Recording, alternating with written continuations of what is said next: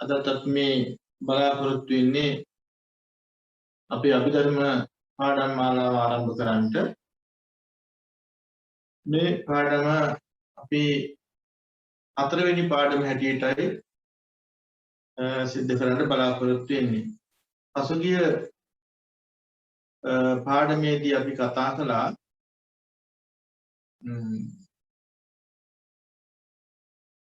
මේ චිත්ත පරමාර්ථයගේ චතුර්විධ ප්‍රභේදය පිළිබඳ. සිත ප්‍රධාන වශයෙන් කොටස් හතරකට බෙදෙන බව.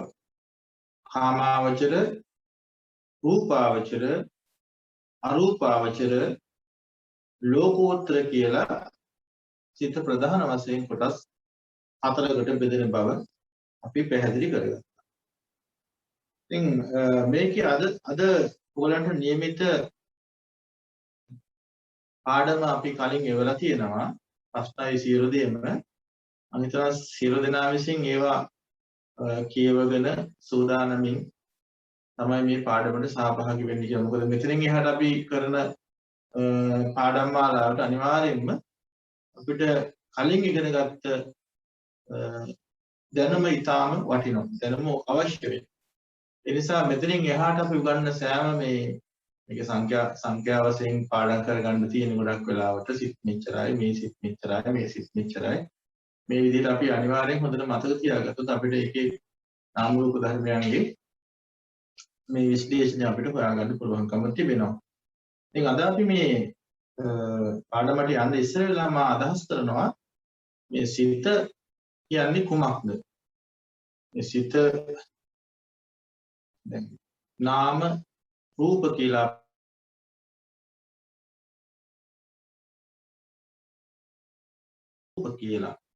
දැන් සමහර කෙනෙකුට මේ මොනවද මේ නාම රූප කියලා දැනුමකුත් නැහැ. ඒත් රූපය කියලා කියන්නේ භෞතිකව තියෙන මේ රූපය අපිට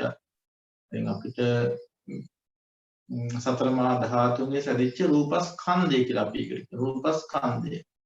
නාමය කියන්නේ සිත හා සිතේ කොටස් ටිකටයි නාමස්කන්ධය කියලා කියනවා. නාම රූප කියලා කියනකොට මේ සිත හා සිතේ පවතින සිතිවිලි හැටියටයි අපි දක්වලා. සිත කියන්නේ එකක්, සිතිවිලි කියන්නේ තවත් එකක්. ඒකට මේ සිත ගැන බුදුරජාණන් වහන්සේ බොහෝ තැන්වල ඔයගොල්ලෝ අහලා ඇති ධම්මපදයේ තියෙන දූරංගමං, ඒකචරං, අසරීරං, ගුහාසයං, යේ චිත්තං සංයමෙස්සන්ති මුක්ඛන්ති මාර බන්ධනා. දූරංගමං ඒකචරං.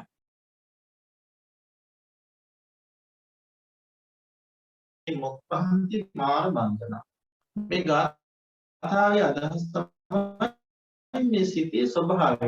දූරංගමං. මේ සිත ගොඩාක් දුර ගමන් යන. දුර ගමන් යනකොට අපේ හිත අපි ළඟ තිබ්බට මේ සිතට ඈත තියෙන දේවල් අරමුණු කරන්න පුළුවන්. දැන් අනුරාධපුර වනවැලසේ ආරමුණුත් අපිට එතනට හිත අරමුණු වෙන්න පුළුවන්. දිවි ලෝක බ්‍රහ්ම ලෝක ආරමුණු කරන්න පුළුවන්. තමන් ඉන්නේ මෙතන වුණාට මුළු විශ්වයේම තියෙන ධර්මතාව ස්වභාවයන් අරමුණු කරන්න පුළුවන් කමක්. ඒකයි දුර ගමන් යනයි. ඉක්මනින්ම මේ සිත දුර ගමන් යන ස්වභාවය යුක්තයි.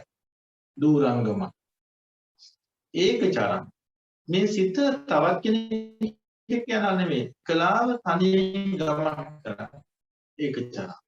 ඊළඟට අසරීරං. මේකට ශරීරයක් නැහැ. අපිට පේන්න දෙයක් නැන්නේ. සිත කොහොමද කියලා අපිට ඒකේ හැඩයක්, පාටක්, වර්ණයක් මොන හැඩයේද මොන පාටද අපිට ඇහෙන් බලා ගන්න පුළුවන් කමකුත් නැහැ මේ සිත. ඒක ශරීරයක් නැති ශක්ති ස්වභාවයක්. ශක්තිය දැන් අපිට මේ කරන්ට් එකේ පවර් එක අපිට පේන්නේ නැහැ. ඒක ඇහැට බලන්න බෑනේ. ශක්තියක් වාහනයක් ක්‍රියාත්මක කරනකොට ඒ ශක්තිය අපිට මේ පේන දෙයක් නෙමෙයි. මේ සිත කියන්නේ ඒ වගේ ශක්තියක්. ශරීරයක් නෑ මේකේ. ශක්තියක්, ධර්මතාවයක්, ස්වභාව ධර්මයක්. සත්පුජ්‍යල ස්වභාවයෙන් වෙන් වෙච්ච ස්වභාව ධර්මයක්, ධර්මතාවයක්. නිතරම විපරිණාමයට පත්වන මොහොතක්වත් එක ආකාරයෙන් පවත්වන නැති ශක්ති ප්‍රවාහයක්. යම්කිසි නියාම ධර්මයක්, චිත්ත නියාමය කියලා අපි කියන්නේ. චිත්ත නියාම ධර්මයක්. යම්කිසි ඒකේ සැකස්මක් තියෙනවා. ඒකේ චිත්ත නියාමයට අනුව සිතේ පවතින ස්වභාවයක් තියෙනවා. රටාවක් තියෙනවා. අන්නේ රටාවට වැඩ කරන ඒ තමයි චිත්තය කියලා කියන්නේ. ශරීරං ගුහාසයං. ගුහාසයන් කියලා කියන්නේ මේක හෘද වස්තුව මුල් කරගෙන වස්තු රූපය තුළ වාසය කරනවා. අපේ ශරීරයේ සෑම තැනකම මේ සිතේ දැනීම තිබුණාට සිත පවතිනවා කියලා කියන්නේ හෘද වස්තුවේ අඩපතක් පමණ දේ ඇසුරු කරගෙන මේ ශක්තිය පවතිනවා. විඥාන ශක්තිය. මේක මේ අපේ ඉන්ද්‍රිය ප්‍රත්‍යක්ෂයකට බලන්න බැලුණාට ඇසෙන් කනෙන් නාසයෙන් ආදී මේවායින් බලනකොට ආධ්‍යාත්මය දියුණු කරපැත්තන්ට මේ සිත දකින්න පුළුවන්. ඒතර මේ සිත වල දැන් මේක පටන් ගත්තේ කොතනද අපේ මේ හිත. මේ හිත කියන්නේ චිත්ත ප්‍රවෘත්තියක්. ඒ කියන්නේ චිත්ත පරම්පරාවක්, සම්තතියක්. හරියට ගඟක් වගේ. දැන් ගඟක ආරම්භය කොතනද? අපි හොයාගෙන ගඟක ආරම්භයක් තියෙනවා. කොතනින්ද මේ ගඟ පටන් ගන්නේ? එහෙනම් මේ සිත් පරම්පරාව දැන් අපි කියනවා භවයකදී දැන් වන්න මේ ජීවිතය අපි ගත කරන සිත අවසානයේදී අපි මරණයටපත් වෙනවානේ. මරණයටපත් වෙනකොට අපේ සිත ගමන් කරනවා තව ලෝකෙක. ඒකට අපි කියනවා අචිරං වතයන් කායෝ පටවින් අදිසෙස්සති. චුද්ධෝ අපේත විඥානෝ නිරත්තං කලින්ගරං. අයං කායෝ මේ ශරීරය අචිරං කොහොම ටික කාලයක් මේ මෙයාගේ ලබාගත්ත මේ ශරීර කූඩුව එයාට පවතින එයාට ප්‍රවත්ම සඳහා ගත්තේ මේ ශරීර කූඩුව එයා ටික කාලයක් පාවිච්චි කරන්නේ. ළමා කාලේ, තරුණ කාලේ, වයසට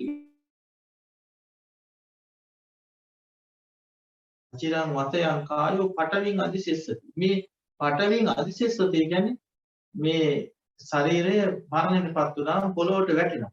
ඇවිදින්න බෑ, අතපය දිගාරින්න බෑ, අපේ කිසිම ඉරියව්වක් ඒක අපිට පවත්වා ගන්න බෑ. පටවින් අදිසෙස්සති. අපි හක්කොම් මරණයටපත් වෙනවා. සුද්ධෝ අපේත විඥාන. සුද්ධෝ මේ සිත චුත වෙලා යනවා. අපේත විඥාන මේ විඥානේ පහළ යනවා. අපෙන් වෙන් වෙනවා. එතකොට මේ ශරීරයට අයිතියක් නැහැ. ශරීරය ක්‍රියාත්මක කරන්නේ නැහැ. මේ ශරීර ගැලඳිය හැවතර යනවා වගේ මේක සම්පූර්ණයෙන්ම මේ ශරීර කූඩුව අතහැරලා මේක හිස් මේක කුණු ගොඩක් බවට මේක දිරච්ච සොහොන් පෙරෙල්ලක් ඒව තම මෘත ශරීරයක් බවට පත් කරලා කුණපයක් මනසිරුවක් බවට පත් කරලා එයා මේක දාලා තව තැනකට ගිහලා තව රූපයක් අල්ල ගන්නවා. ඒකත් මේ විදිහට සකස් කරනවා. අන්න එහෙම චිත්ත ප්‍රවෘත්ති. එහෙම මේ සිත ගමන සිතේ ශක්තිය ගමන් කරනවා. ගතේ ශක්තිය මරණයෙන් පස්සේ නතර වෙනවා. මේ ගත යන්නේ නැහැ. දැන් සිත තියෙන තාක්කල් මේ ගත සිතත් එක්ක ඒකාබද්ධ වෙනවා. මේ දෙන්න මරණයේදී වෙන් වෙනවා.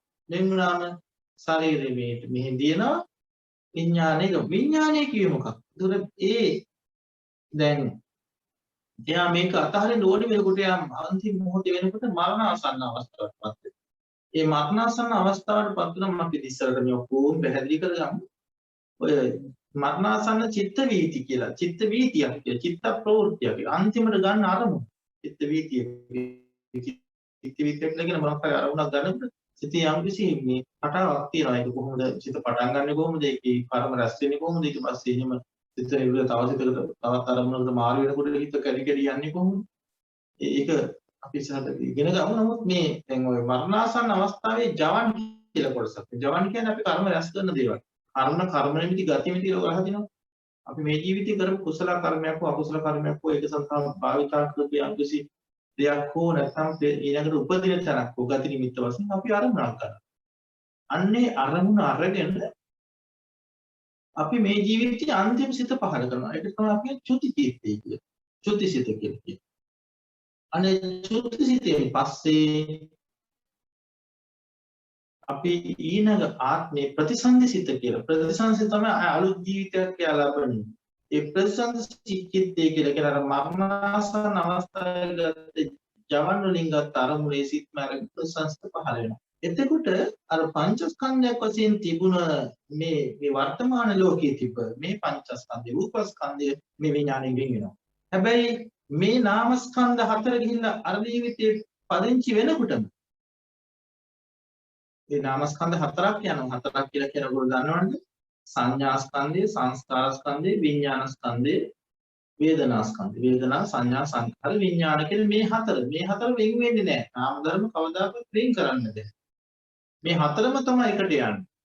සිතත් එක්කම එකටම අරමුණක් සිතත් එක්කම එකටම ඉපදින නැති වෙන සිත ගන්න අරමුණ උතරම පහළ වෙන දේවල් තමයි චෛසික ධර්ම. ඉතුරු ස්කන්ධ හතර.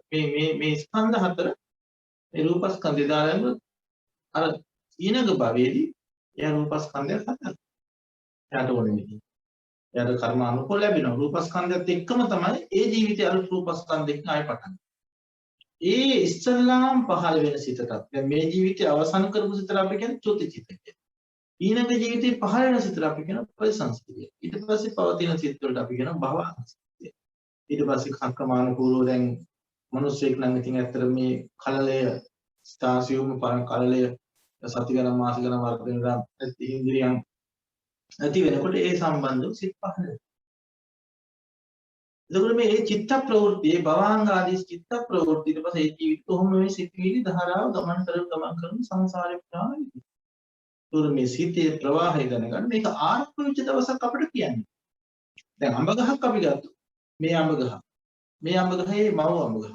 ඒ අඹ ගහේ මව් අඹ. කොහොම හොයාගෙන ගියාම අපිට කෙරවලක් පේන්නේ. හොයන්න බෑ. මේක පටන් ගත්තේ සමහර අය කියනවා මේක කොතනක හරි දෙවියෙක් නිර්මාණය කළා. මේ ලෝකෙට නිර්මාණය කරා මේ හැම දෙයක්ම කියලා නිර්මාණවාදී ආගම්වල උගන්වනවා. නමුත් ඇයි එහෙම නිර්මාණය කළේ? ඒ නිර්මාණය කරපු කෙනා කවුද? එයා නිර්මාණය කළේ කවුද කියලා අහනකොට ඒක නිරුද්ධ. ඒ නිසා මේ බුදුරජාණන් කියනවා දැන් මේකේ මුලක් හොයන්න ගියොත් එහෙම ලෝකේ අන්තය හොයන්න ගියොත් අනවතග්ගෝ වික්ඛවේ සංසාර කුබ්බා කෝටින පඤ්ඤ අනවරාග්‍රය සංසාරේ අග්මුල් පේන්නේ නැහැ. අගක් මුලක් පේන්නේ. ඒක අපි දැන් මේකට ආවේ කොහොමද කියන ප්‍රශ්නේ හොයන්න ගියා. උම්මත් එක කියනට වඩා හොඳයි බුදුරජාණන් වහන්සේගේ වචනේ ශ්‍රද්ධාවෙන් පිළි අරගෙන මේ සම්තතිය නතර කිරීම. මොකද දැන් අපිට අතීතෙ පිළියම් කරන්න බෑ. ඒක වෙලා ඉවරයි. ඒකට අනාගතයේ නතර කරන්න පුළුවන් අපිට. වර්තමානයේ හරියට ක්‍රියාත්මක කරන්න. අනාගතයට යන්න නැතුව ඉන්න පුළුවන්. ඒ නිසා වර්තමානයේ ක්‍රියාත්මක වෙලා අපි මේ සම්තතිය නවත්තන්න ඕනේ. මේ සම්තතියේ පැවැත්ම බොහොම දුක්ඛිතයි. මොකද අපි මේ අවබෝධයෙන් නෙමෙයි අපි හිත පරිහරණය කරන්නේ. හිත පරිහරණය කරන අපි මගේ මේ ලෝකෙට බැඳිලා පාවිච්චි කරන පාදාන සහිත. එතකොට අපිට මේ ජාති ජරා මරණ ආදී දුක් අනේක දුක් වලට මුහුණ දෙන්න සිද්ධ වෙනවා.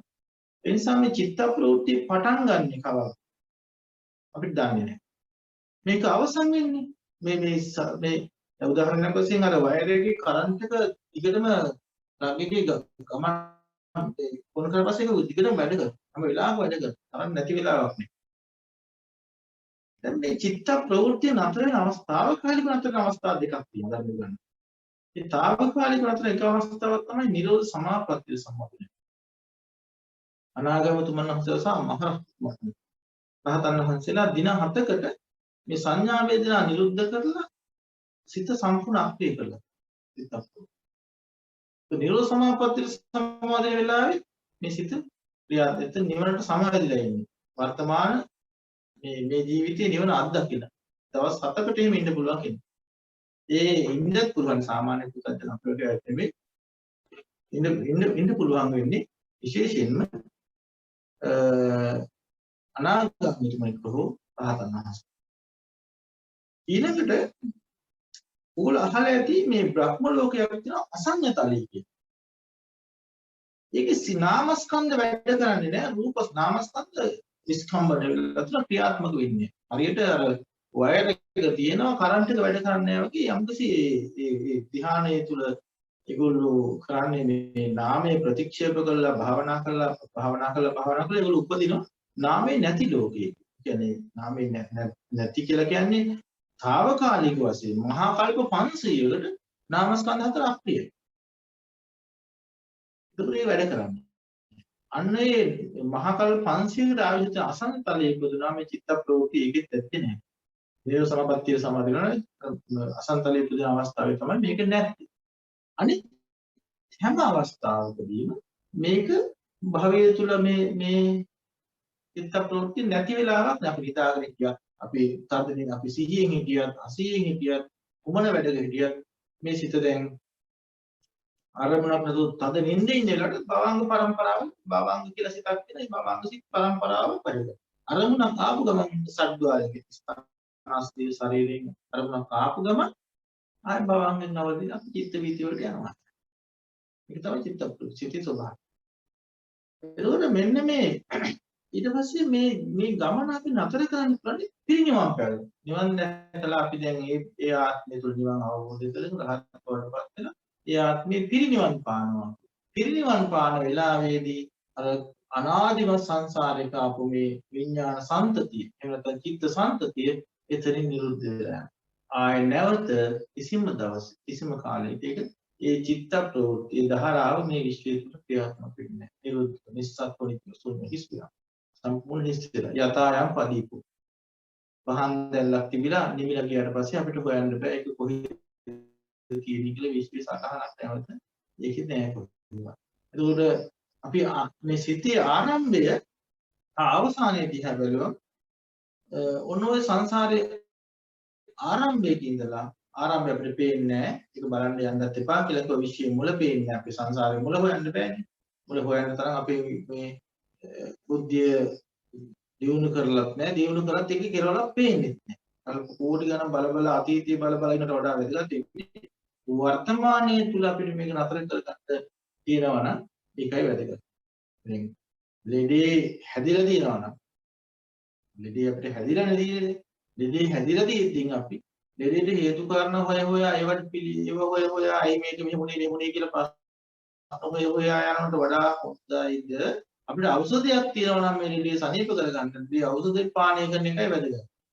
අනේ ඒකයි මේකේ මුල හොයා හින්දි කිව්වොත් එimhe අපේ කාලේ ඒකට වැය කරොත් එimhe අපි මේක වැඩි කරන්න වෙන්නේ නැහැ. ඒ නිසා දැන් ලෙඩේ හැදිලා තියෙන කොහොම ක්‍රෝයි ක්‍රමයකින් හරි.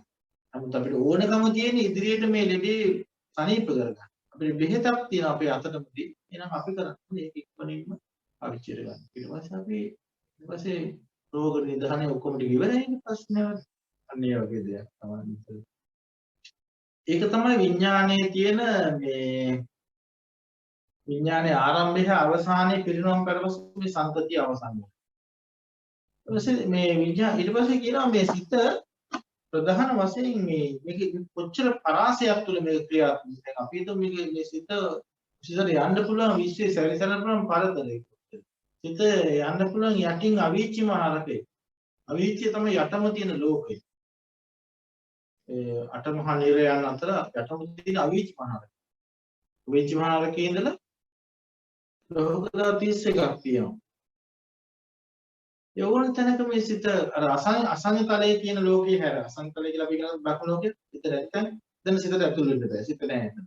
අනේ සෑම තැනකම මේ සිත හසුරවන සිත ගමන් කරනවා. මේ හැම තැනම අත්දැකීම් ලබන්න පුළුවන් හිතට. සිතේ මේ සිත හසුරවන්න පුළුවන් පරාසය.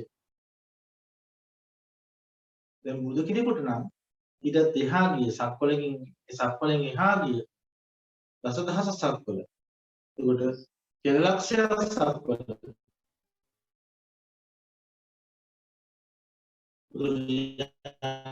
සගේ ඒ ශක්තිය පුළුවන්.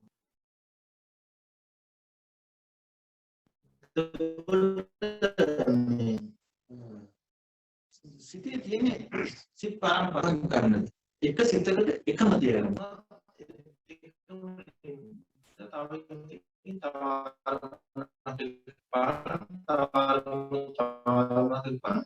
එක හිතකට එකක් අරමුණු. අපි දැන් උදුග්ගසං සුනිපුණං යත්තකාම නිපාතය.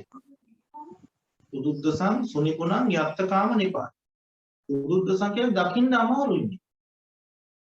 ඒක දකින්න බෑ. සුනිපුණං තාම සියුම් දෙයක් මේ සිතේ. තරම්ම සියුම්. සිතේ වේගය අපිට උපමාවක්ම දක්වන්න බෑ. සිත කොච්චර දැන් රූපයක් එක සැරේ බෙදනකොට සිත 17 වතාවක් බෙදෙනවා. තරම් වේගවත් දෙයක්. රූපයක බෙදෙන ආංශය එකක් ගත්තොත් සිත 17 වතාවක් ඉන්නවා. 17 වතාව තුල චිත්තක්ෂණ 17ක්. ඒක චිත්තක්ෂණයක් උත්පල ප්‍රතිභාග වශයෙන් 51කට. අවශ්‍යම කරලා තිබ්බා. ඒකට ඊතරම් වේගයකින් ක්‍රියාත්මක වෙනවා. මම පුංචි උදාහරණයක් දැන් ඔයගොල්ලෝ දැන් ටීවී එක බලනවා. ටීවී එක බලනකොට සමහර අය බත් එක ගන්න තරම් ගිහලා තමයි ටීවී එක බලන්නේ. ඒකද දැන් බත් කනවා. ටීවී එකත් බලනවා. ටීවී එකේ කතාවත් අපිට පේනවා, කතාව ඇහෙනවා. බත් එකත් කනවා. ඒ අතර අපේ මොකක් හරි ශරීරයේ තියෙන මధుරික හරි කනවනේ ඒකත් දැනෙනවා. ඒක බලන්න මේ ඉන්ද්‍රියන් කීය ක්‍රියාත්මක වෙනවද කියලා මේක. ඇස චක්කු තුළ ක්‍රියාත්මක වෙනවා. සෝතේ කන තුළ ක්‍රියාත්මක වෙනවා. එතකොට බත් එකේ සුවඳක් තියෙනවනේ ඒකත් අපිට දැනෙනවා.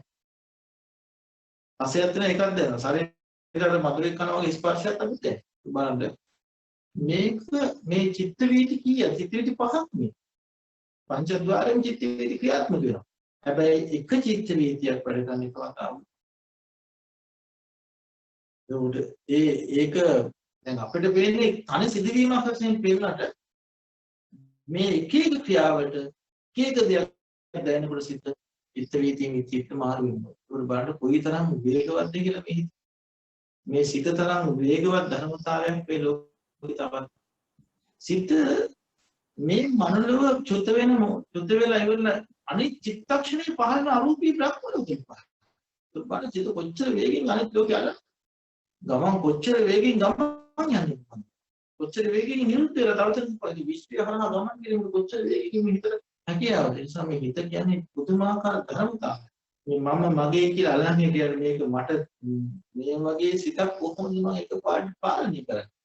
වන්න ඒකතර බුදුරජාණන් දේශනා සුදුද්දසං සුනිපුණං යත්ත කාම නිපාතිනම්. මේ හිතේ ස්වභාවය කැමැති තැන් වල පතිත වෙන්නේ. කැමැති තැන් වල වැටෙනවා මේ හිත හැම වෙලාවෙම. යත්ත කාම නිපාත. යම් තැන කාමවතුන ඒක නිපාතයෙන් කියන පදිත. ඒක වැටෙනවා. දැන් කැමැත්තෙන් තමයි හිත අතර වෙන්නේ. හිත අල්ලන්නේ. චිත්තං රක්ඛේ තමේ දහවි. ඒ නුවණැති අය මේ සිත දාවන්නේ ඉත. බුද්ධාගම උතුමන් වහන්සේලාගේ උතුම් දේශනා විශ්වාස කරන සද්ධාවේ පිහිටාගෙන ඒ මේ සීල සමාධි ප්‍රඥා කියන සීලේ ප්‍රතිපදානව සපන්නෝ කියේදී සීලේ පිහිටාගෙන සමාධි භාවනාවට ප්‍රඥා භාවනාවට මේ හිත සම්පූර්ණ දමනය කර වසන් කරගන්න. චිත්තං ගුත්තං සුඛාවහං. සිත ආරක්ෂා කරගන්න. සිත දමනය කරගන්න. සිත රැකගත්තොත් ඒක සැපේට කාරණා. චිත්තං ගුත්තං සුඛාවහං කියන්නේ සිත ආරක්ෂා කරගත්තොත් තමයි කෙනෙක් සැප ලබනවා කියන්නේ. බුදුරජාණන් වහන්සේ මේ අංගුත්තර නිකායේ අපිට මෙහෙම දේශනා කළා. නාහම් බික්කේ අඤ්ඤං ඒක ධම්මං සමනුපස්සාමි. යං ඒවං ලහු පරිවර්තං. යතේදම් බික්කේ චිත්තං. ඊටාම වේගයෙන් පරිවර්තනය කරන ධර්මතා අතර සිත තරම් දෙයක් මම දකින්නේ. සිතට වඩා දෙයක් උන්වහන්සේ දකින්නේ. සර්වඥා ඥාණයෙන් දකින්නේ. ඊටාම වේගකින් යමක් පරිවර්තනය වෙනවා. ඒකම ධර්මතාවය වේගවත් ධර්මතාවයක්. ඒකට කියනවා මෙහෙම යාවංචිතම් බික්කේ උපමාපි නසුක. ඒක උපමාවකින් දක්ව මෙන්න මේ වගේ වේගකින් මේක වෙනස් වෙනවා කියලා අපිට උපමාවකින් දක්වන්න බැරි තරම් බුදුරජාණන් වහන්සේ දේශනා කළ දෙනවා. මේ සිතේ තරම් වේගයකින් වෙනස් වෙන ධර්මතාව. බාන්නේ මේ සිත කියන්නේ කොයිතරම් වේගයකින් මේ නාම ධර්මයක් මේ හැසිරෙන්නේ මේ සත්‍ය පුජ්‍යල කියන අපි කතා කරනවා නෙමෙයි. අපේ ශරීරයේ ඇතුලේ තියෙන අපි ක්‍රියාත්මක වෙන අපි මම කියලා මේ අල්ලන් ඉන්න මේ ධර්මතාවයක ස්වභාවයක් මම ඉගෙනගන්න. එතකොට ඊනකට නැතු හිත මෙහෙට යනකොට වෙනවා. එතෙම කියලා තියෙනවා විශේෂයෙන්ම අබස්සර මිදම් බික්කවේ චිත්තං ආගන්තුකේ උපක්ඛිලේසේ උපක්ඛිතා. දැන් බලන්න පුංචි දරුවෙක්ගේ සිත ඉතා ප්‍රබහසරයි. දැන් ඔය පුංචි කාලේ ඕල් දැකලා චූටි ළමයි hina වෙනවා, බය වෙනවා, සමහර වෙලාවට එක එක දේවල් ඒගොල්ලෝ කියන්න උත්සාහ කරනවා. දැන් ඒ සිත ඉතාම ප්‍රබහසරයි. ඒ කියන්නේ දැන් වර්තමාන ලෝකයේ තුල ඒගොල්ලන් තාම මේ ඉන්ද්‍රියයන්ගෙන් අරමුණු ගොඩක් අරගෙන නැහැ. මේ ලෝකේ තාම යාට පුරු නැහැ. එයා තාම ජීවත් වෙන සමහර අතීත ලෝකවල. එයාගේ පෙර ලෝකවල පෙර භවයේ කියන්න පුළුවන්. කියන්න පුළුවන්කම තිබ්බට ලෝකී භාෂාව නොදන්නකම නිසා ඒක කියන්න බෑ. ඒ සතර සමහර ළමයි බය වෙනවා, hina වෙනවා. ඒ කටයුතු කරන ඒගොල්ලෝ තාම සමහරට ඒ පෙර ලෝකවත් එක්ක සම්බන්ධකම් තියෙනවා. තා ප්‍රභාසරයි මේ හිත උපදිනවා. හැබැයි මේ සිත බාල පුංචි කාලේ අපේ හිත පුංචි ළමයි කොච්චර ප්‍රභාසරද? පුංචි ළමයි තුර වෛර ක්‍රෝධ පරිගැනීම් කුහකකම් මොකුත් නැහැ. පුංචිම ළමයි ඒ ක්‍රමානුකූලව මේක එක දේවල් වලට ආශා කරනවා, එක දේවල් වලට ස්වභාවයෙන් කෙලෙස් ස්වභාවය දැන් හිතේ තියෙනවනේ කෙලෙස් ආශා කරන වින්දනය කරන හොයන ස්වභාවයේ ශක්තිය මේ හිතේ තියෙනවා. ඉතින් ටික ලැබෙන්න පටන් ගන්න පස්සේ රාග, දේශ, මෝහයි ඒ අරමුණු ඔස්සේ ඇවිල්ලා හිත ආය අපිරිසිදුලා. පිරිසිදු ලිඳක් හරියට වහලා තිබුණ නැතුව ඒක විතර දකුණු පොඩු වැඩෙන්න පටන් ගත්තා. කාලයක් අපිරිසිදු. ආලයක් තිස්සේ පිරිසිදු නොකර ගියොත් ජීවිත කාලේම ඒක බලන්න බැරි තරම් ගන්න දෙයක් නැත්නම් අපිරිසිදු බලන්න අපි අර පිරිසිදු ජල උල්පතක් වගේ මේ අපේ හිත මුලින් සුපරිසුද්ධව මේ ලෝකෙට ඇවිල්ලා අපේ ලෝකයේ එක එක ප්‍රශ්නත් එක්ක ගැටිලා නොඑක ආකාරයෙන් තණ්හා මාන කෝධ ඊර්ෂ්‍යා පරිගැනීම් බද්ධ වෛර මද ප්‍රමාණ සම්බ සාරම්භ මායා සාඨහිය මක්කපලාස ආදී අනේක විද කෙලෙස් ධර්මයන් ඇසුරු කිරීම නිසා අපේ ජීවිතය අර පිරිසුදු ජලය අපිරිසුදු කරගන්නවා වගේ අපේ හිත අන්තර මරණ වෙලාවට කොයිතරම් කෙලෙස් බරකින්ද සත්‍යයන් මැරෙන්නේ කොයිතරම් දුකකින්ද සත්‍යයන් මැරෙන්නේ අපේ හිත අපි ඒකයි බුදුරජාණන් මේ සිත අපිරිසුදු වෙන්න දෙන්නේ නැතුව පිරිසුදු කරගන්න. ඒ සඳහා තමයි අස කන්නාස ඉන්ද්‍රිය සංවරය ඇති කරගන්න. ඉන්ද්‍රිය සංවර සීලය ඇති කරගන්න. ඊට පස්සේ ප්‍රාථමික සංවසී උතාවදින් අස කය වචන ස්පර්ශිත කර. මේ එහෙම බාහිර කෙලෙසුන්ට ඇතුල් නොවන විදිහට සිතේ හොඳට සමාධිය දියුණු කරන්න. ප්‍රඥාව දියුණු කරන්න. හැම දෙයක්ම යථාර්ථය අවබෝධය ලබන්න. මේ කෙලෙස් බරිත ලෝකයේ තුල කෙලෙසුන්ට නොඇලී ඉන්න ක්‍රමයක් බුදුරජාණන් දේශනා. ඒ නිසා මේ හිත පිළිබඳව අපි ටිකක් දැනගන්න ඕනේ. ඊළඟට මේ සිත උපදින තැන් වශයෙන් අපි කතා කරලා තියෙන සිත මොන වගේ තැන් වල සිත ඇහි උපදිනවා චක්කු විඥානය කියලා අපි සිත කනේ උපදිනවා සෝත විඥානය ඊට පස්සේ සිත නාසයේ උපදිනවා ගහන විඥානය සිත දිවේ උපදිනවා ජීවහා විඥානය සිත ශරීරයේ මුල් කරගෙන උපදිනවා ඒ උපදින කාය විඥානය සිත මනස මුල් කරගෙන උපදිනවා ඒකට අපේ මනෝ විඥානය ඔය සත් විඥාන තමයි මේ සිත පහළ වෙන තැන් සිත ගන්න අරමුණු මොනවද ඉතින් මොනවද අරමුණු වෙන්නේ රූපය අරමුණු වෙනවා වර්ණ රූපය ශබ්දය අරමුණු වෙනවා ගන්ධ අරමුණු වෙනවා රස අරමුණු වෙනවා පොට්ටබ්බේ නැත්නම් ස්පර්ශය අරමුණු වෙනවා ඊළඟට සිතට ධර්මතා අතීත අනාගත ආදී ධර්මයන් අරමුණු වෙනවා ඒක සිත ඔය විදිහට සිතේ දැන් ඊට පස්සේ අපි කතා කරොත් මේ හිත කොච්චර බලවත් කරන්න පුළුවන් සිතේ බලය ගැන කතා කරොත් අපි සිත දැන් කෙනෙක්ගේ හිතක් පාලනය කරගත්තොත් බුදුරජාණන්සලාගේ දේශනා විශ්වාස කරලා කෙනෙක්ගේ හිතක් පාලනය කරගන්න පුළුවන්කමක් තිබුණොත් එයාට පුළුවන්කමක් තියෙනවා මේ සිත ඉහළට ගෙන ඉතින් කරපු උත්තරී මනුස්ස ධර්ම මනුස්සත්වයේ ඉහළට යනකොට දෙවියන්ගේ වගේ මේ හිත දියුණු කරපෙනෙන් ඔය සීලේ පිහිටාගෙන අපිට ප්‍රථම ධ්‍යාන කියන්නේ බ්‍රහ්මයේ ස්වභාවය බ්‍රහ්මයේ හිත ප්‍රථම ධ්‍යාන ဒုတိ ය ධ්‍යාන තතිය ධ්‍යාන චතුර්ථ ධ්‍යාන ධ්‍යාන උපදවන්න ඊට පස්සේ චතුර්ථ ධ්‍යානෙන් පස්සේ අපිට උපදවන්න පුළුවන් අරූප ධ්‍යාන ආකාසානං ආදී අරූප ධ්‍යාන සිත් උපදවලා ලෝකයේ විශ්වයේ කෙරවලම සත්‍යයක් විඳින්නා වූ මානසිකත්වයන් අපිට විඳින්න පුළුවන් මේ මානසික ලෝකේ ඉඳගෙනම විශ්වයේ කෙරවල ඉන්නේ නේව සංඥා නා සංඥා හිතේ ඉන්න බ්‍රහ්මයා විඳින්නා වූ මානසිකත්වය විඳින්න මනුෂ්‍යයෙකු එක තැනක ඉඳලා මුළු විශ්වයේම ගවේෂණය විශ්වයේම අත්දකින්න පුළුවන් එකක් අපිට. ඒ වගේම ඒ පංච අභිඥා වගේ වෙන රස සමාපත්තියේ පස්සේ ලැබෙන පංච අභිඥාවන් අපිට පුළුවන් දැන් අපිට භවයෙන් වැහෙන පෙර ජීවිතයේ දකින්නා වූ නුවණ පෙර ජීවිතයේ මේ හිතේ බලය හිත කොච්චර බලවත්ද බලන්න අපිට මේ ජීවිතයේ ඉන්න ජීවිතයේ ඉතිසර මොකක් කළාද අපිට ඔය අවුරුදු 100කට ඉස්සෙල්ලා ආත්ම 100කට ඉස්සෙල්ලා ආත්ම 1000කට 10000කට ලක්ෂයකට කෝටියකට කල්ප ගණන් ඔය විදිහට ආපස්සට බල අපේ පෙර ආත්මය බලන්න පුළුවන් හැකියාවක් තමයි මේ මානසිකතර අපේ කියන පුබ්බේ නිවාසානුස්සති ඥානය කියන. ඒ වගේම තවත් ඥානයක් තියෙනවා දිබ්බ චක්කු ඥානය. ඒ දිබ්බ චක්කු ඥානයෙන් පුළුවන් අපිට දැන් අපිට මේ බිත්ති ප්‍රාකාර වලින් මොකක් හරි දෙකින් ආවරණය වෙලා අපිට පේන්නේ නැති බ්‍රහ්ම ලෝක වලින් පුළුවන් අපාය වෙන්න පුළුවන් අපේ බිත්ති ප්‍රාකාර වලින් වැහිලා තියෙන යම් දෙයක් බලා ගන්න ඕන නම් දැන් යනද අපි ඉන්න තැන දැන් බලා ගන්න පුළුවන් ඕනෑම දෙයක් ආවරණය කරන්න බෑ. එතකොට දිවස් ලැබෙනවා කියන්නේ තාම සිවුම් දේවල් දිවසට අහුවේ. සත්‍යයේ ඉපදෙන හැටි සත්‍යයේ මරණ හැටි දැන් මේ සත්තා මරලා කියලා මෙතන උපදින චතුෝපපාද ඥානය කියලා. ඒ ඉපදෙන මරණ සත්‍යයන් බලන්න පුළුවන්. මේ හිත දියුණු කරගත්තා. ඊළඟට කියන ඉර්ධි විද ඥානය. ඉර්ධි විද සිත ඇති කරගත්තට පස්සේ මේ අහසේ සිවිලියව පවත්වන්න පුළුවන්, පොළවේ මහා සාගරයේ සිවිලියව පවත්වන්න පුළුවන්, පොළවේ කිමිදෙන්න පුළුවන්, පර්වත ප්‍රාකාර මවන්න පුළුවන්, කුඩා කෙනෙක් වගේ නොපෙනී ඉන්න පුළුවන්, සාල් රූපම මවා ගන්න පුළුවන්. විවිධාකාර ස්වභාවයන් තමන්ට අධිෂ්ඨාන කරනවා. ඒකනේ ඉර්ධි ප්‍රාතිහාරය ඥාන, ඉර්ධි විද ඥාන. ඊළඟට කියන මේ පරචිත්ත විඥානුගේ හිත කියවන්නත් පුළුවන් කියලා. අර මෙයා හිතන්නේ මොනවද? මෙයා කල්පනා කරන්නේ කියලා.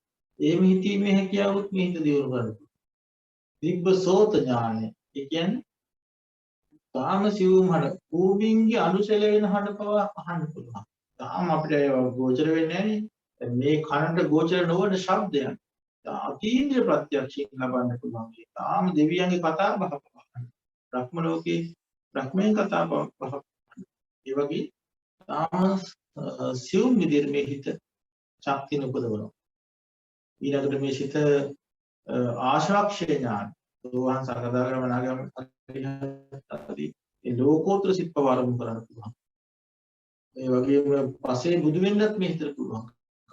සම්මා සම්බුද්ධ කෙනෙක් බවට පත් වෙන සර්වඥාඥාන, අනාවරණඥාන, සද්ද අසාධාරණඥාන ওই විදිහට අනන්ත ණය සමන්ත පට්ඨාන ඥාන ආදී ප්‍රමාණ ලෝක විශ්වයේ තුල ඒ ඥාන සාගරේම අත්දකින්න පුළුවන්කම මේකම විඥානය. බලන්න මේ හිතේ බලය. හිතේ බලය අවසාන ලෝතුර සම්මා සම්බුද්ධ රාජ්‍යයේ පුරුපස්ම මේ හිතේ බලය අඩුවේ. මේ අවසානයේ අපි තේරුම් ගන්න ඕනේ අපිට මේ තියෙන හිත එච්චර උසස් කරන්න පුළුවන්. එච්චර දියුණු කරන්න පුළුවන්. එච්චර দমনය කරන්න පුළුවන්. එච්චර අත්දැකීම් ලබන්න පුළුවන්. මහා ශක්තියක් මේ හිත. මේක අපි මේකේන අපි හිතන්නේ නැතුව අපි මුළු ජීවිත කාලයම ඔයගොල්ලෝ මහන්සි වෙන්නේ මොකටද කියලා බලන්න. උඩා කාලේ පටන් මේ ගත ගැන කොච්චර ඔයගොල්ලෝ හිතන මේ ශරීරය ගැන. අර මේ ශරීරයද අපි අරන් යන්නේ තුක. මේ ශරීරයද අපිට දුක් දෙන්නේ. චිත්තේන නීයති ලෝකෝ චිත්තේන පරිතස්සති චිත්තස්ස ඒක ධම්මස්ස සබ්බේ වසමන්. චිත්තේ නීයති ලෝකෝ කියන චිත්තය තමයි අපි අරගෙන යන්නේ. සිත තමයි සංසාරේ පුරා අපි රැගෙන යන්නේ. අපි ඒ කාරණා කරන පෙර ජීවිතයේ තිබ්බ ශරීරෙද මේ යන්නේ කියලා තියෙන්නේ. මේ ඉස්සර ජීවිත ශරීර ඔක්කොම දාමලා ගිහලා නමුත් හිත ගන්න භවයක්. චිත්ත ප්‍රවෘත්ති. ඒ වගේම සිත තමයි සිතින් හැම වෙලේම පීඩා විඳිනවා මේ සිත නිසා. සිත කියන එකම ධර්මතාවයට මේ සත්‍යය අවසන් වෙලා ඉන්නේ. සිත කියන ධර්මතාවයට සත්‍යය මුලා වෙලා ඉන්නේ. මේ තේරෙන්නේ සත්‍ය මේ සියුම් මේක. දැන් පේන දෙයක් නම් දැන් අපිට බලන්න දැන් අපිට දැන් පේන සතුරන්. උගලන පුංචි උදාහරණයක්. උගලන් සතුරෙක් ඉන්නවනම් අල්ලපු ගෙදර මිනිස්සු හරි ඔය අමනාප පුද්ගලෙක් ඉන්නවනම් අනේ මෙයා පේන්නේ ඉන්නවනේ අපිට. එහෙම කියන්න පුළුවන්. නමුත් උගලන් අභ්‍යන්තර සතුර උගලන්ට පේනවා රාග, දේශ, මෝහ, ඊර්ෂ්‍යා, ක්‍රෝධ වගේ දකින්නේ නැහැනේ අපි ගොඩක් වෙලාවට. අපි ක්‍රියාවක් කළා පස්සේ පසුතැවෙනකොට අපි අයියෝ එයි මම මෙහෙම කරේ මගේ අතින් ඇයි මෙහෙම වුනේ කියලා පස්සේ පසුතැවෙනවනේ යම් ක්‍රියාවක් දිහා ආපහු ආවර්ජන කරනවා. අන්න ඒ වගේ ඒ අනු පසුතැවෙනවනේ. ඒ සතුරන් අපිට පේන්නේ අපි ආධ්‍යාත්මික සතුරන් පේන්නේ නැහැ. සිතේ තියෙන ස්වභාවය. සිත දකින්න අමාරුයි. එතකොට මොන විදිහට මේ සිත කියන ධර්මතාවය තමයි අපි ගොඩාක් සැලකිල්ලක් දක්වන්නේ. මේ ගත කියන ධර්මතාවයට අපි සැලකිල්ලක් දක්වන්න ඕනේ. බුදුරජාණන් භික්ෂුන් වහන්සේලාට කියලා තියෙන්නේ මේ ගත පවත්ව ගන්නේ සිත පාලනය කරගන්න කියන එක. යාත්‍රාත්මේ භවිෂති අනවජ්‍යතාජ පාසු විහාරෝ චාති.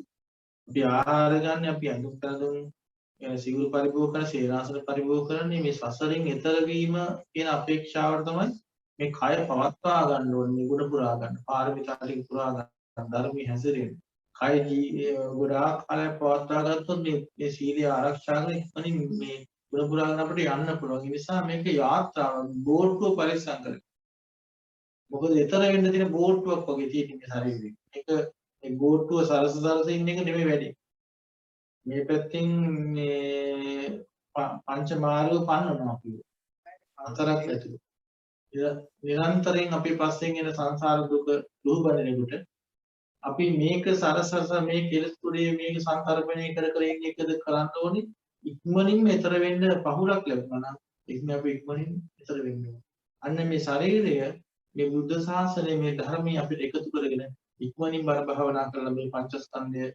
ඇසුරු කරගෙන මේ පංචස්කන්ධයේ සිදලා දාන්න. අන්න ඒකයි ධර්මයේ තුළ පැහැදිලි කරන්නේ. ඒ නිසා මේ චිත්තය කියන ධර්මතාවය ඉතා වැදගත්. ඒ නිසා අපි ඔය විදිහට මම සිත ගැන පොඩ්ඩක් ඔයාලට කියලා දුන්නේ.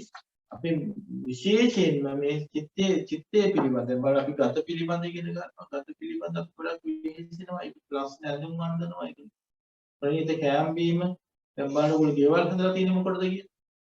කෝටි ගණන් ණය වෙලා සමහර අය මේ දින රැය වෙනකන් දුවන්නේ කවුරු සංකල්පණය කරන්නද? දැන් බලන්න අවිවේකීද මේ වගේ දහම් කාරණයක් අහන්න ඕන විවේකයක් නැහැ. දැන් බලන්න කොච්චර වැඩද කියලා සමහර අයට දවලුත් වෙන ප්‍රයක් වෙන.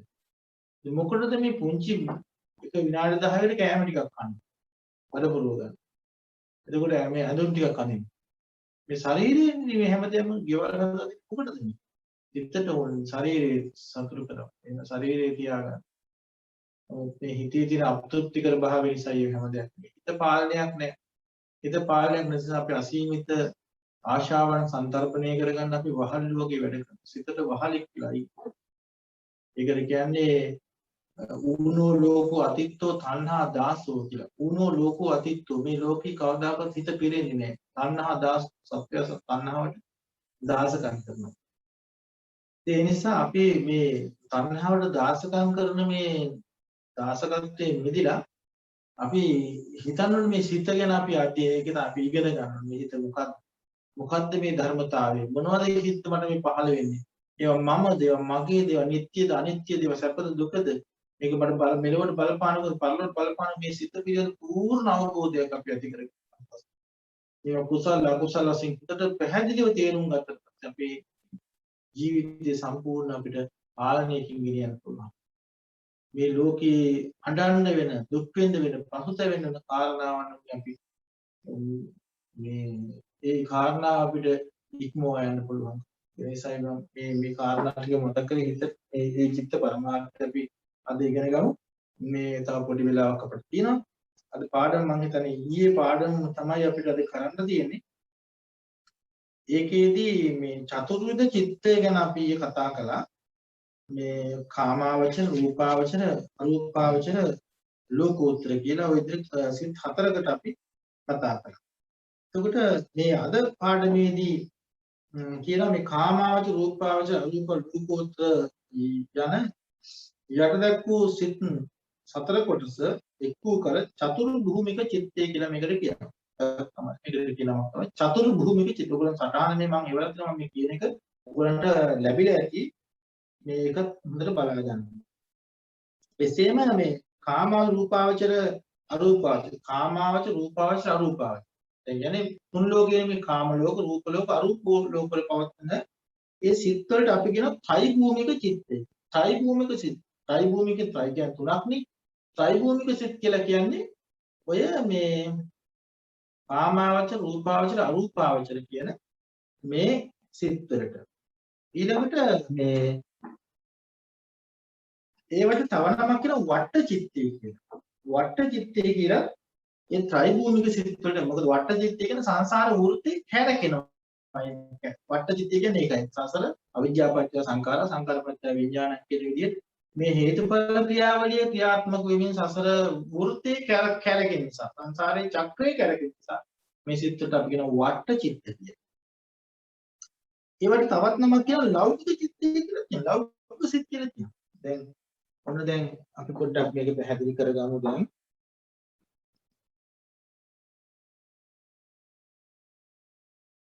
දැන් අපි ඉගෙන ගත්ත කාමාවචර සිත්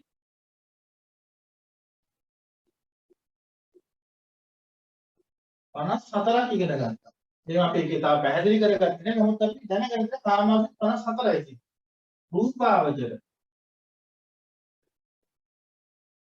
රූපාවචර සිත් තියෙනවා 15.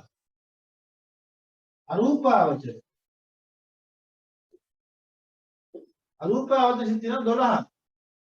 ලෝකෝත්තර සිත් සිත් 8ක්. දැන් අපි කියවනේ මෙතන ත්‍රිභූමික සිත් කියලා කියන්නේ මෙන්න මේ සිත් ටිකට. මෙන්න මේ සිත් ටික තමයි ත්‍රිභූමික සිත්. මේ ලෝකෝත්තර සිත් 8 අර මේවට අපි කියනවා ත්‍රිභූමික සිත් කියලා. ත්‍රිභූමික සිත් කියලා කියනවා. තව එකක් තියෙනවා මේකට වට චිත්තය කියලා කියනවා. වට චිත්තය. තව එකක් තමයි ලෞකික චිත්තය කියලා කියනවා. ලෞකික ඔය නම් වලින් සියලු දේ ව්‍යවහාර කරන්න මෙන්න මේ එතන සිත් තියෙනවා 81ක්. මේ 54යි 15යි 12යි එකතු කරාම අපිට එනවා 81ක් සිත්. මේ සිත් 81කට අපි කියන ලෞකික සිත් කියලා. ඒක මතක තියාගන්න. ඔය තැනක ලෞකික සිත් කීයද කියලා අහුවොත් ඔයගොල්ලෝ කියන්න ඕනි ලෞකික සිත් 81ක් තියෙනවා කියලා. ලෞකික සිත් 81යි මේ ලෝකෝත්තර සිත් වලට අපි කියන මේවට කියනවා ලෝකෝත්තර සිත් කියලා. මේවට අපි තව නමක් කියනවා විවට්ට සිත් කියලා. විවට්ට කියලා කියන්නේ සම්පූර්ණයෙන්ම වෘත්තයේ කඩලා දාන සිත්. සංසාර වෘත්තයේ කඩලා දාන බිඳලා දාන සිත් වලට අපි කියනවා ලෝකෝත්තර සිත් කියලා.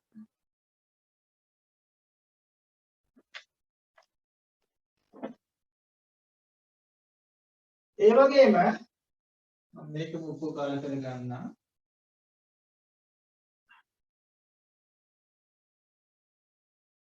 ඔයගොල්ලන්ට පේනවා ඇති මෙන්න මේ රූපාවචර සිත් 15යි අරූපාවචර සිත් 12යි. මේ කාමාවචර සිත් අපි අයින් කරනවා. මේ රූපාවචරයි අරූපාවචරයි කියලා කොටස් කාණ්ඩ දෙකක් කියන සිත් විග්‍රහ කරනවා. මේ ඔක්කොම ධ්‍යාන සිත්. මේවා ඇවිල්ලා රූපාවචර ධ්‍යාන සිත්, මේවා ඇවිල්ලා අරූපාවචර ධ්‍යාන සිත්. මේ ඔක්කොම තියෙන සිත් 27ක්. 15යි 12යි 27යි.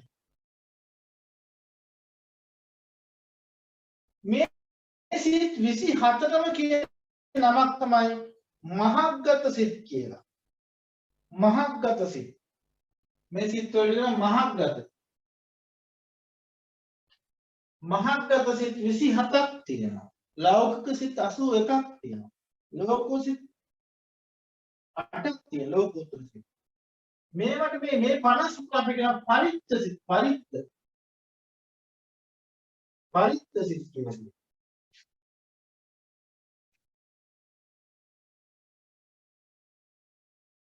පරිත්ත සිත් කියලා කියනවා. ඔය නම් මතක තියාගන්න සාමාන්‍යව ඕනින ඉස්සරහට මේ මහග්ගත සිත් කියනකොට මේ වගේ නම් අපිට ඉස්සරහට වැදගත් වෙනවා. රූපාවචර අරූපාවචර සිත් එකතු කරාම 27ක් වෙනවා. ඒවට තමයි අපි මේ මහග්ගත සිත් කියලා කියන්නේ. ඊළඟට දැන් මේ 54ක් වූ සිත් මේ කාණ්ඩ 7ක් යටතේ දක්වලා තිබෙනවා. මේ 54 වෙන්නේ කොහොමද කියලා. ඔන්න ඒක මතක තියාගන්න. ඔයගොල්ලන්ගේ සටහනේ ඇති මේකේ තියෙන අකුසල සිත් තියෙනවා 12ක්. ඒක අපි ඉස්සරහට ඉගෙන ගන්නවා. මේ එකක් නෑර අපි මේ ලියනවා මේ ගැට ටික ඔක්කොම. ඒක මොනවද මේ අකුසල්? අපිට ඕනෑම අකුසලයක්. පංචානන්තර විපාක කර්ම ඉඳලා කුඩා අකුසලයේ දක්වාම තියෙනවා. සියලුම අකුසල් විවිධාකාර නම් වලින් අපි හඳුන්වන සියලුම අකුසල් සිද්ධ කරන්න උපරිම පහළ වෙන්නේ මේ සිත් 12. මේ සිත් 12න් තමයි ඔක්කොම කරන්නේ. ඊළඟට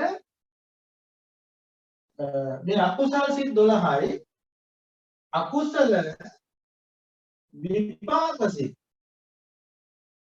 අකුසල විපාක සිත් 7ක් තියෙනවා. අකුසල විපාක සිත් 7ක් තියෙනවා. ඊට පස්සේ කුසල විපාක.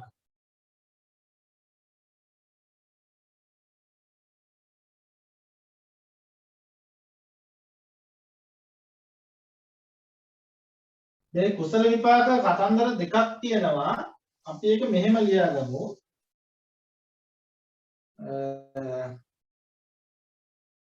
අහේතුක කුසල විපාක කියලා කොටස් තියෙනවා. අහේතුක කුසල විපාක.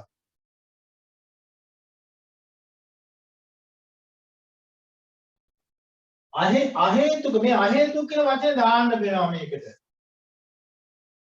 මොකද කුසල විපාක කියලා 8ක් වෙනම තියෙනවා. අහේතුක කුසල විපාක තව 8ක් තියෙනවා. ඒක අපි විස්තර කරගමු. මෙන්න මේ 8. මේවා අහේතුක කුසල විපාක 8. ඊළඟට තව තියෙනවා මේ අහේතුක ක්‍රියාසිත කියන කොටස. අහේතුක ක්‍රියාසිත. අහේතුක ක්‍රියාසිත තියෙනවා 3ක්. අහේතුක ක්‍රියාසිත තියෙනවා 3ක්. දැන් මේ ටික අපි පොඩ්ඩක් පැහැදිලි කරගමු. ඊට ටිකක් මම කියලා දෙන්නම්. මේ අකුසල සිත් වල අපිට ප්‍රශ්නයක් නැහැ. මෙන්න මෙතන තියෙනවා සිත් 18ක් තියෙනවා මෙතන. 7ට 15 15ට 18. මේ 18ටම අපි කියන්නේ අහේතුක සිත් කියලා.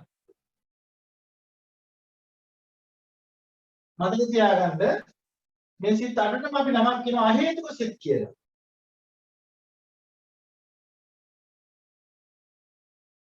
දැන් සකහරි නම් එක පොඩක් කවලම් වෙලා වගේ තියෙන්නේ. නමුත් මෙන්න මේ මතක තියාගන්න.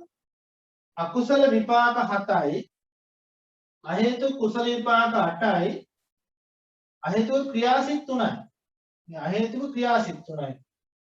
මේ ටික එකතු වුණාම 18ක් වෙනවා. අහේතුක සිත් 18ක් තියෙනවා. 18ක් තියෙනවා.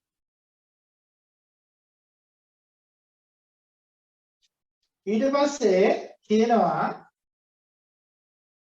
සහේතුක නැත්නම් සෝබන කියලා කියනවා ඒවට අපි සෝබන කියලා කියනවා. සෝබන කියන්නේ කුසල් කියන එකයි. සෝබන කියන්නේ කුසල් කියන එකයි. සහේතුක කියලා කියන්නත් පුළුවන්.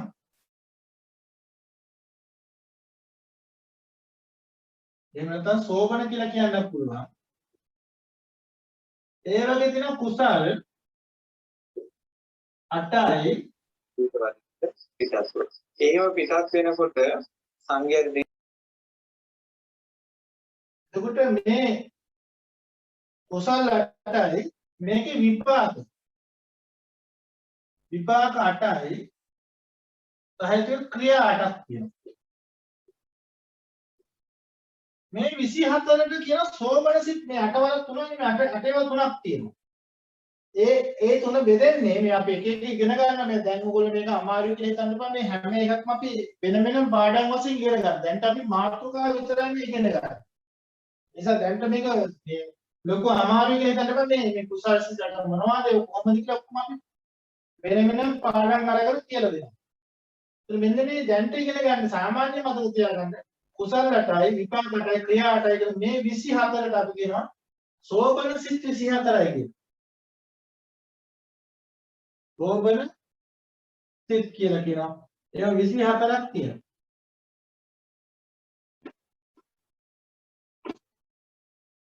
මෙන්න මේකේ ඔක්කොම එකතු කරලා 54ක් වෙන්නේ.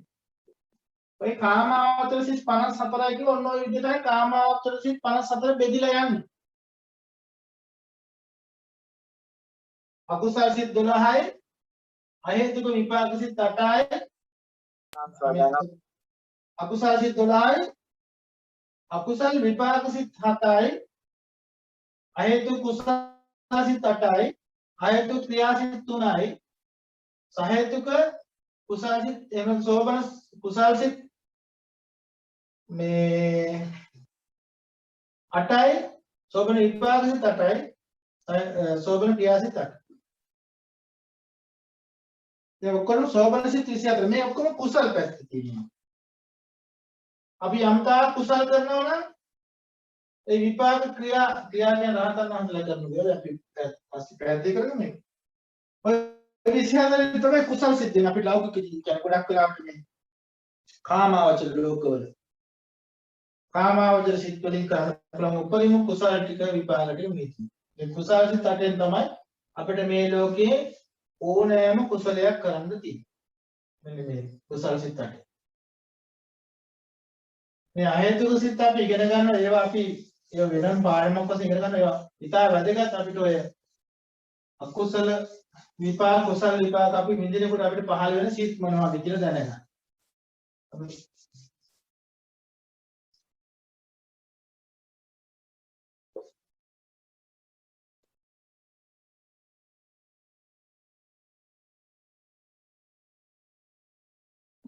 ඊළඟ රූපාවචර සිත්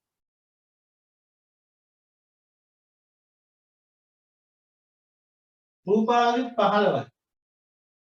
ඒක නම් අපිට මේ දේශි රූපාවචර තියෙන කුසල් සිත් 5යි. කුසල් සිත් 5ක් තියෙනවා. ඊට පස්සේ විපාක සිත් 5යි.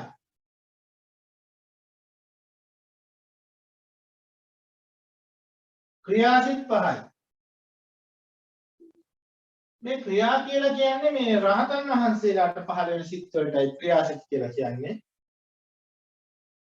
ගොඩක් වෙලාවට මේ ක්‍රියා සිත් වලින් හඳුන්වන්නේ මහා රහතන් වහන්සේලාට කුසල් නැහැ කුසල අකුසල දෙකම නැති හින්දා උන්වහන්සේලාට ක්‍රියාව තුළ පහළ වෙන ක්‍රියාව සිතක් පමණයි. ඒක නැවත ප්‍රතිවිපාකයක් නෑ මේ සිත් වල ක්‍රියා සිත් කියලා. පුඤ්ඤ පාප පහිනස පින්පව් දෙකම ප්‍රහාණය කරපු රහතන් වහන්සේට පහළ වෙන්නේ ක්‍රියා සිතක් පමණයි. යම් ක්‍රියාවකදී ඔන්න ඔය විදිහට රූපාවලිත් 15 බෙදලා යන්නේ කුසල් 5යි විපාක 5යි ක්‍රියා 5යි. මේවා එක එක අපි ඉගෙන ගන්නවා. ඒ නිසා දැන් මත ওই විදිහට මතක තියාගත්තම ප්‍රමාණවත්. ඊළඟට අරූපාවචර. අරූපාවචර තියෙන 12ක්. මේ 12ත් අර වගේම තමයි. කුසල් 4යි විපාක 4යි ක්‍රියා 4යි. කුසල 4යි විපාක 4යි ක්‍රියා 4යි එකතු වුණාම තමයි 12ක් වෙන්නේ. ඒ ටික දැන් ඔය විදිහට මතක තියාගත්තම ඇති. ඊළඟට ලෝකෝත්තර සිත්.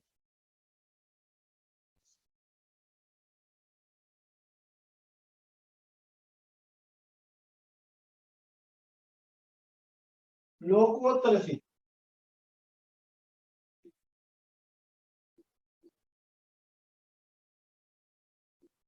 ලෝකෝත්තර 8ක් තියෙනවා. එයාට බෙදෙන්නේ මෙහෙමයි. මාර්ග සිත් 4යි. ඵල සිත් 4යි. සෝවාන් ආදී මාර්ග සිත් 4යි. සෝවාන් මාර්ග සිත් සතරදාගාමී මාර්ග සිත් අනාගාමී මාර්ග සිත් අරිහත් මාර්ග සිත් මේ මාර්ග සත්‍ය කියනවා. ඵල සිත් කියන්නේ සෝවාන් ඵල සතරදාගාමී ඵල අනාගාමී ඵල අරිහත් මාර්ග. අරිහත් ඵල සිත් කියන එක තමයි ඵල සිත් 4. මේක තමයි. ඔතනම තමයි අපිට මේ සිත් 89 බෙදෙන්නේ සාමාන්‍ය එක ක්‍රමයකට අනුව. කාමාවචර 54යි, රූපාවචර 15යි, අරූපාවචර 12යි, ලෝකෝත්තර 8යි. ඒක තමයි මේ අන්තිමට අපි දාන්න තියෙන්නේ මේ සටහන තියෙනවා අන්තිම වෙලාවට.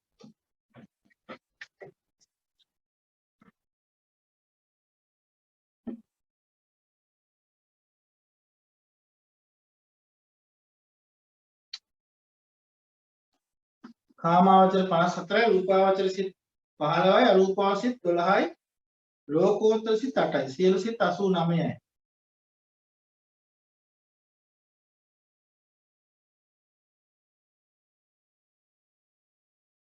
දැන් මේකේ පාඩම අවසානයේදී අපිට පොඩි ප්‍රශ්න කිහිපයක් අහලා තියෙනවා.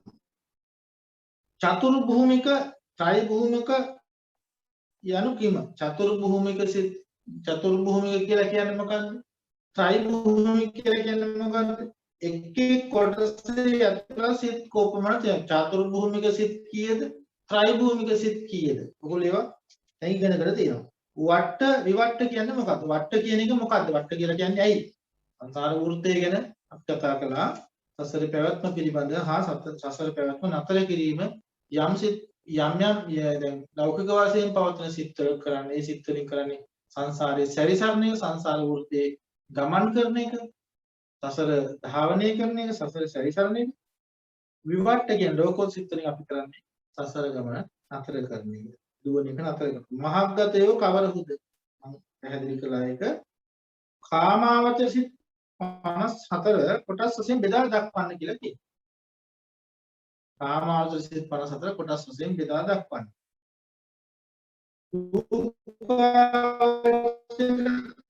රූපාවචර ලෝකසිත කොටස් වශයෙන් බෙදමු. අභිධර්ම දේශනාව ආරම්භයේ ධර්මදානංශේ මේ අභිධර්ම දේශනාව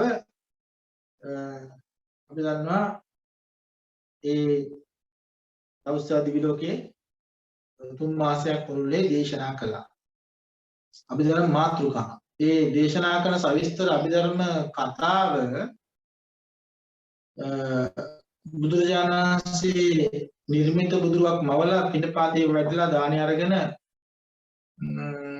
එනකන් නිර්මිත බුදුරුවක් මවලා ඒ කාල පරාසය තුළට ඒ නිර්මිත බුදුරුව ධර්ම දේශනා කරත්වා කියලා අදිෂ්ඨාන කරලා බුදුරජාණන්සේ නෑ කියන අඩුව දෙවියන්ට දැනෙන්නේ නැති වෙන්න උන්වහන්සේ එතනින් වැඩලා පින්නපාතේ වෙලා උතුරු කුල් දිවයිනට එහින් දානි අරගෙන අනෝතප්ත විල සමීපයට ඇවිල්ලා පැන් පහසෙක දානේ වන්දනවා බුදුරජාණන්සේ උපස්ථානට වඩින මේ පාරිපුත්ත මහ රහතන් වහන්සේ බුදුරජාණන් වහන්සේ මේ එදා දවසේ දේශනා කරපු අභිධර්ම මාතෘකා ටික කෙටියෙන් ඉදිරිපත් කරනවා. කුසල ධම්ම, අකුසල ධම්ම, අව්‍යකතා ධම්ම.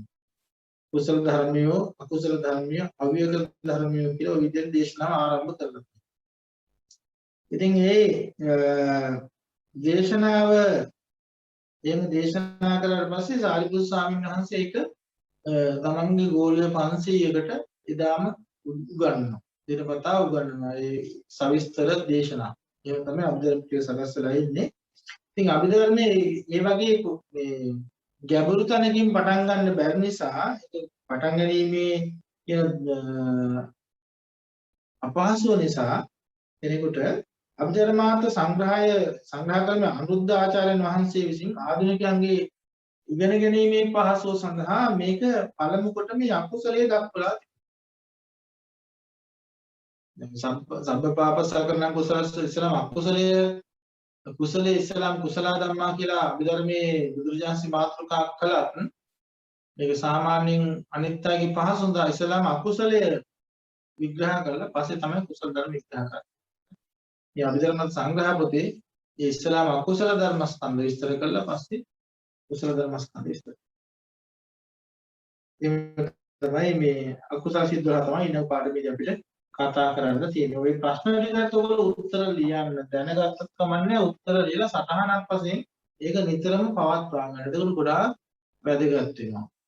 ඒ එහෙමනම් මේ ඔයගොල්ලන්ට මොනවා හරි දැන් අද පාඩමේදී ගැටලුවක් තියෙනවා නම් දැන් මයික් ඔන් කරලා මේ ප්‍රශ්න ඉදිරිපත් කරන්න. දැන් අපේ කාලේ අවසාන දවසට තියෙන දැන් ප්‍රශ්න අහන වෙලාව තියෙන්නේ. ඔයගොල්ලෝ මොනවා හරි ගැටලුවක් තියෙනවා නම් මේ ඉගෙනගත්ත දේවල් වල දැන් අහන්න කාලේ. අවසරයි ස්වාමීන් වහන්සේ. ඔව්. තෙරුවන් සරණයි. අසඤ්ඤ තලයේ මිනිස්සෙක් අසඤ්ඤ තලයේ කියලා රූප මේ ධානයක් ලැබලා අසඤ්ඤ තලයේ ගිහිල්ලා උපදින අවස්ථාවේදී ප්‍රතිසන්දිසිතක් ඇතිවනවද කොහොමද ඇති වෙනවා නම් ඊට පස්සේ අසඤ්ඤ තලයේ තුල ප්‍රතිසන්දිසිත කොහොමද තියෙන්නේ? මොකද ඊට පස්සේ නැවත භවයකට යනකොට සිත යන්න ඕන නිසා ඒක කොහොමද වෙන්නේ කියන එක ඔබ වහන්සේලා කරුණාකරලා පාදලා දෙන්න පුළුවන්ද? නෑ ප්‍රසංසිතක් ඇති වෙනවා ප්‍රසංසිතක් ඇති වෙන්න විඥාන ස්කන්ධය යන්නේ නෑනේ. ඒතකොට ස්වාමීන් වහන්සේ ඊළඟ භවයට යනකොට කොහොමද මේ සිත සම්බන්ධ වෙන්නේ? නැවත ඉතිපස් චිත්ත ප්‍රවෘත්ති පටන් ගන්නවා ඊළඟ ජීවිතේ ප්‍රසංසිතක් ඇති වෙනවා කොහොමද? අර ඒ ලෝකයට යන අතරතුරදී කිසිම මේ විඥානයක් ආය නැවත පහළ වීමක් නැහැ. ස්කන්ධ කොහොමද පහළ වෙන්නේ? එයාට නාමයට අදාළ කිසිම කොටසක් ඒ ලෝකේ නැහැ. එහෙමයි ස්වාමීන් වහන්සේ. ඒතකොට ඒ කියන්නේ කලින් හිටපු භවයේ තිබුණ චිත්ත පරම්පරාවේ තිබ්බ චුතිසිරෙන් පස්සේන ඒ සිත එකතු වෙන්නේ ඊළඟ භවයේදී. අසංජතලෙන් පස්සේ එහෙමද ස්වාමීන් වහන්සේ? එහෙට යනකොට සිතක් පහළ වෙන්නේ නැහැ. දැන් මේ එනකොට සිතක් පහළ වෙන්නේ නැහැ. එහෙමයි. මේ ලෝකයේ තුල යනකොට සිතක් පහළ කරගෙන එහි උපදිනවත් නෙමෙයි. එනකොට සිතක් පහළ කරගෙන එහි උපදින්නත් සිතක් නැහැනේ. එයාට යනකොට චිත්ත ප්‍රවෘත්ති ඒ ලෝකෙන් අවසාන චිතින් පස්සේ. එහෙමයි. ප්‍රසන්න වශයෙන් පහළ වෙන්නේ නාමස්කන්ධ නෙවෙයි රූපස්කන්ධ පහළ වෙන්නේ ප්‍රසන්න. පමණයි. එහෙමයි ස්වාමීන් වහන්සේ. ඒතකොට රූපස්කන්ධ විතරයි පහළ වෙන්නේ. අසංජතලෙන් අසංජතලෙන් ඔව් කියන්නේ වෙන අසංජතලෙන් ඊළඟ භවයට යනකොට සිත එන්නේ ඒතකොට කොහොමද සිත සම්බන්ධ වෙන්නේ චිත්ත වීදියක් කැඩියට ගත්තොත් එහෙම. ඒතකොට සිත කැඩිලාද යන්නේ එතන අසංජතලයට යනකොට සිත කැඩිලා කොහොමද ඒක වෙන්නේ කියන එක පැහැදිලි කරගන්න. අර දැන් తాවකාලික වශයෙන් අපි හිතුව දැන් අර දැන් తాවකාලික වශයෙන් මේ මේක දැන් විස්කම්බණය වෙලා වගේ මේ කියන්නේ ශක්තිය මේ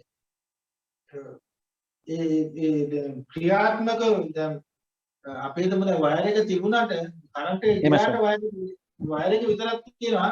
හැබැයි ඕන වෙලාවක කරන්ට් එක ඔන් වෙන්න පුළුවන් එක. එහෙමයි ස්වාමීන් වහන්සේ පැහැදිලි. ලෝකවල එහෙම වෙන්නේ නැහැ. එයා ඊනක ලෝකෙ පහළ වුණොත් ප්‍රසංසිතෙන් ආයෙ පටන් ගන්නවා. එහෙමයි ස්වාමීන් වහන්සේ පැහැදිලි වුණා. තේරුම් ගන්න. බොහොම පිං. අන්න ගැටලු තියෙනවද ඔයගලන්ට?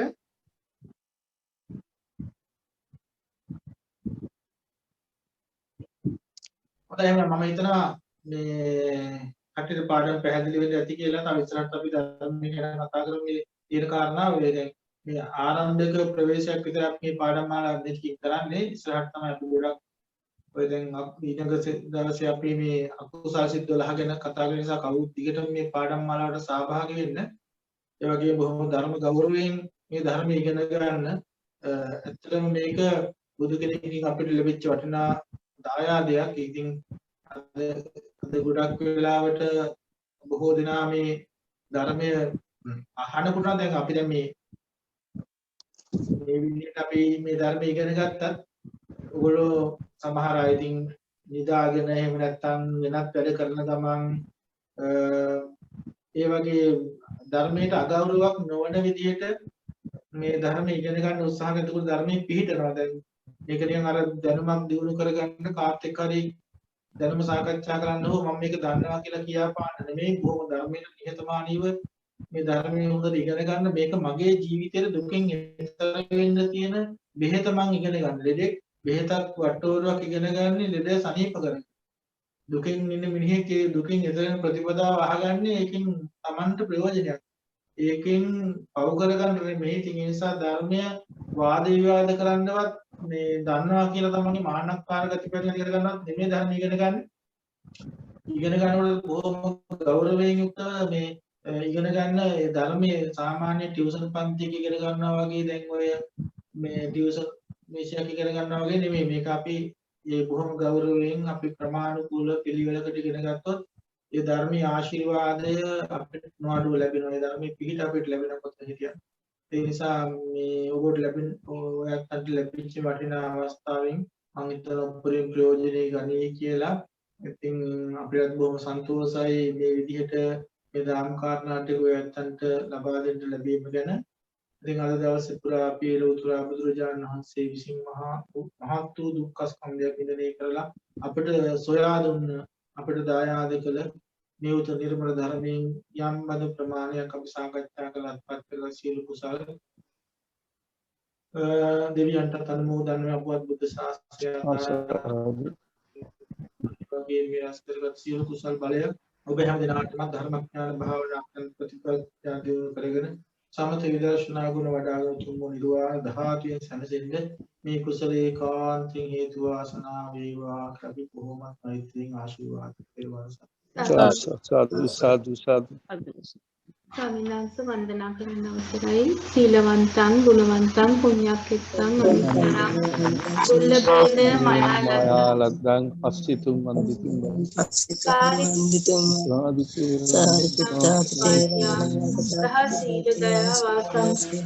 බුද්ධ පුත්තං නමාමහං සාදු සාදු